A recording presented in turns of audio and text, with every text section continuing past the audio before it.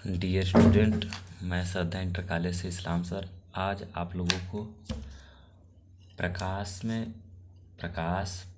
के परावर्तन तथा प्रकाश के अपवर्तन के बारे में बताऊंगा। तो देखते हैं सबसे पहले प्रकाश क्या होता है। तो देखिए, प्रकाश जो होती है वह एक प्रकार की ऊर्जा होती है। प्रकाश क्या होती है? एक प्रकार की ऊर्जा होती है। और यह जो प्रकाश होता है वह अदृश्य होता है। अदृश्य का मतलब जो दिखाई नहीं देता है, परंतु इस प्रकाश की सहायता से हम वस्तुओं को देखते हैं। तो लिखेंगे प्रकाश की परिभाषा कैसे लिखेंगे? देखिए कि प्रकाश एक प्रकार की ऊर्जा होती है जो स्वयं तो अदृश्य होती है, परंतु वस्तुओं को देखने में सहायता प्रदान करती है। ठीक, तो प्रकाश की परिभाषा होगी कि प्रकाश एक प्रकार की ऊर्जा होती है जो स्वयं तो अदृश्य होती है, परंतु वस्तुओं को देखने में सहायता प्रदान करती है। अब हम पढ़ेंगे प्रकाश के कुछ गुणधर्म या विशेषताएं। तो देखिए, प्रकाश के गुणधर्म निम्नलिखित है, जिसमें से पहला क्या है कि प्रकाश जो है वह सदैव सीधी रेखा में गति करती है। प्रकाश जो है वह सदैव सीधी रेखा में गति करती है।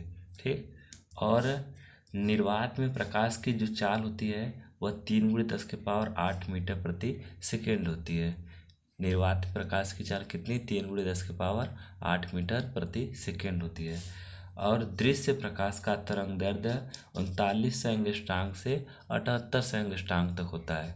मतलब यदि किसी प्रकाश का तरंग दैर्ध्य 3900 से कम या 7800 से अधिक होगा तो उसे हम स्पष्ट रूप से पता नहीं कर पाएंगे कि वह प्रकाश किस रंग की है। ठीक, और जब कोई प्रकाश किरण एक माध्यम से दूसरे माध्यम में प्रवेश करती है तो उस प्रकाश किरण की आवृत्ति नहीं बदलती है। ठीक, और यहाँ पर देखिए अगला क्या है कि जब कोई प्रकाश किरण एक माध्यम से दूसरे माध्यम में प्रवेश करती है तो उस प्रकाश किरण का तरंगदैर्ध्य बदल जाता है। और तरंगदैर्ध्य बदल जाता है जिससे प्रकाश की चाल भी क्या हो जाती है? बदल जाती है। ठीक, प्रकाश का तरंगदैर्ध्य बदल जाता है और जिसके कारण उस प्रकाश की चाल भी क्या होती है? बदल जाती है। अब हम बात करेंगे अगला पॉइंट कि प्रकाश में परावर्तन, अपवर्तन, वर्ण विक्षेपण का दूसरा नाम क्या है? परिक्षेपण, प्रकीर्णन का भी गुण पाया जाता है। तो हम बारी बारी से इन सभी के बारे में अध्ययन करेंगे। तो पहले देख लेते हैं एक बार कि प्रकाश का परावर्तन क्या होता है। तो परावर्तन के लिए क्या होता है कि इसमें एक चिकना तल होता है जिसके दूसरे भाग पर पारे का लेप लगा देते हैं, और जब इस चिकने तल पर कोई प्रकाश किरण आती है तो जिस माध्यम से आती है उसी माध्यम में वापस लौट जाती है, और यह घटना प्रकाश का क्या कहलाता है? परावर्तन कहलाता है। अब प्रकाश का अपवर्तन क्या होता है?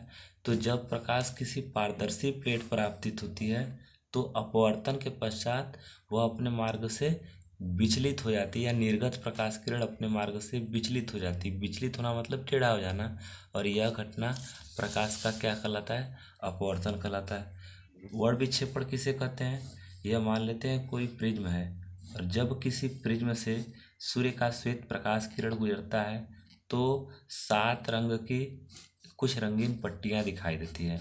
इन पट्टियों को हम स्पेक्ट्रम के नाम से जानते हैं, और यह घटना जो होता है वर्ण विक्षेपण कहलाता है। फिर से, जब किसी प्रिज्म से, यह सनलाइट है जिसको हम कह सकते हैं सूर्य का प्रकाश, तो जब किसी प्रिज्म से सूर्य का प्रकाश गुजरता है तो जो निर्गत प्रकाश किरण होती है वह 7 अलग अलग रंगों में बढ़ जाती है, और यह घटना प्रकाश का क्या कहलाता है? वर्ण विक्षेपण। और इन पट्टियों को हम स्पेक्ट्रम कहते हैं।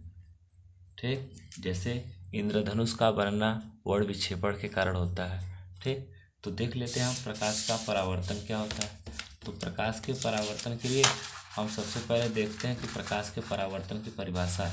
तो यहाँ पर बताया गया था ना कि जब प्रकाश किरण किसी चिकने तल पर आपतित होती है और टकराने के बाद पुनः उसी माध्यम में वापस लौट जाती है, यह घटना प्रकाश का परावर्तन कहलाता है। देखिए क्या लिखा गया है कि जब प्रकाश किरण किसी चिकने तल से टकराती है और टकराने के बाद पुनः अपनी उसी माध्यम में वापस चली जाती है तो यह घटना प्रकाश का परावर्तन कहलाता है। अब प्रकाश के परावर्तन संबंधी कुछ परिभाषा है। तो यहाँ पर देखिए प्रकाश के परावर्तन का चित्र बनाया गया है। तो इसमें यह जो तल है, इस तल को परावर्तक तल कहते हैं। तो परावर्तक तल की परिभाषा क्या लिखेंगे कि जिस तल से परावर्तन की प्रक्रिया होती है उस तल को परावर्तक तल कहते हैं। और जो प्रकाश किरण इस परावर्तक तल के समीप आती है उस किरण को आपतित किरण कहते हैं। जो प्रकाश किरण परावर्तक तल से दूर जाती है उसे परावर्तित किरण कहते हैं। और आपतित किरण तथा परावर्तित किरण जिस बिंदु पर मिलती है उस बिंदु को आपतन बिंदु कहते हैं। आपतन बिंदु पर खींची गई एक सीधी रेखा को क्या कहते हैं? अभिलंब कहते हैं। यह क्या है? यह है आपतित किरण और यह क्या है? यह है अभिलंब। तो आपतित किरण तथा अभिलंब के साथ बना कोण आपतन कोण और आपतन कोण को किससे? आई से। और परावर्तित किरण और अभिलंब के साथ बना कोण परावर्तन कोण आर, परावर्तन कोण जिसको हम आर से प्रदर्शित करते थे। देखिए क्या लिखे यहाँ पर परिभाषा में लिखा गया है कि जो प्रकाश किरण परावर्तक तल के समीप आती है उसे आपतित किरण कहते हैं।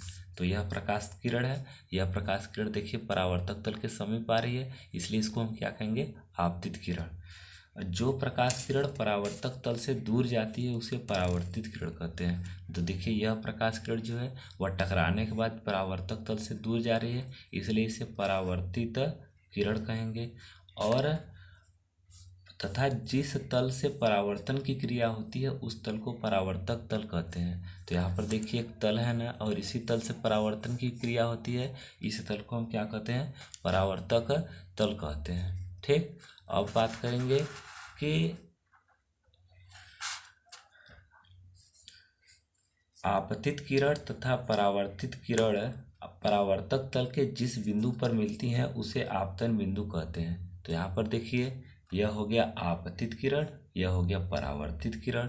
तो आपतित किरण तथा परावर्तित किरण परावर्तन तल के इस बिंदु पर मिली तो इस बिंदु को हम कौन सा बिंदु कहेंगे? आपतन बिंदु। और आपतन बिंदु पर खींची गई सीधी रेखा को हम क्या कहेंगे? अभिलंब कहेंगे।